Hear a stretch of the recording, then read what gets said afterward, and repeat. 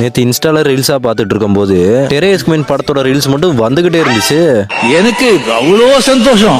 என்னடா தியேட்டர்ல வந்தப்போ ஒரு பயிலும் கண்டுக்கல, இப்போ ஓடிடில வந்தோடனே சூப்பரா இருக்குங்கிறாங்களே, ஒருவேளை மெய்யழகன் படம் மாதிரி அண்டர் ரேட்டடா இருக்குமோ அப்படின்னு நினைச்சு நம்பி நெட்ஃபிளிக்ஸ்குள்ள போய் பார்த்தேன். அப்புறம் தான் தெரிஞ்சு இன்ஸ்டாகிராம்காரன் நம்மள்ட்ட போய் சொல்லிட்டியான்னு. எனக்கு மனசே கேக்கல. படமாடா இது ஒரு படமா? சங்கரு ஒரு ரவுடி பையன், ஓகே. முக்தி அந்த ரவுடியை தட்டி கேட்கிற ஒரு பொண்ணு, ஓகே. இப்பயே உங்களுக்குள்ள தோணி இருக்கும் எவ்வளவு ஈஸியா உங்க ரெண்டு பேத்துக்கு இடையில காதல் வரப்போகுதுன்னு. ஆனா அதுதான் இந்த படத்துல வரல. இவங்க ரெண்டு பேத்துக்கு இடையில காதல் வர வைக்கிறதுக்கு எவ்வளவோ பாடுபட்டு இருக்காப்புல இந்த படத்தோட டைரக்டர். எப்படின்னா, ஹீரோயினுக்கு ஒரு ப்ராஜெக்ட் வருது. அந்த ப்ராஜெக்ட் என்னன்னா, ஒரு கெட்டவனை நல்லவனா மாத்தணுங்கிறது. அதுக்காக நம்ம தனுஷ ஹீரோயினையும் மாத்த பாக்குறாங்க. தனுஷ் இதை காதலா எடுத்துக்கிறாப்புல, ஹீரோயினி இதை வேலையை எடுத்துக்கிறாங்க. அப்படி இப்படின்னு ஏதோ சங்கர் நல்லவனா மாதிரி ஹீரோயினுக்கு அந்த ப்ராஜெக்ட் வாங்கி தந்துட்டாப்ல. சரி இதான்டா கரெக்டான்னு சொல்லிட்டு சென்டிமெண்டா நம்மளால ஒரு ப்ரொபோச பண்ணா ஹீரோயினி அழுகிற மாதிரி இருப்பா. ஆனா டக்குன்னு ஒருத்தனை பார்த்தோன்னு சிரிச்சுக்கிட்டே அங்கிட்டு ஓடிடுவா.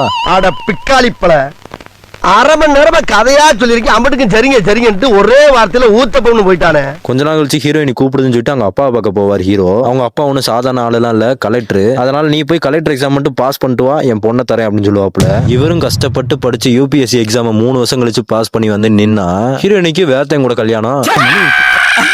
அவனை கொல்றான், சும்மா விடாதடா, கரீந்தினுக்கு பிறந்தவனே.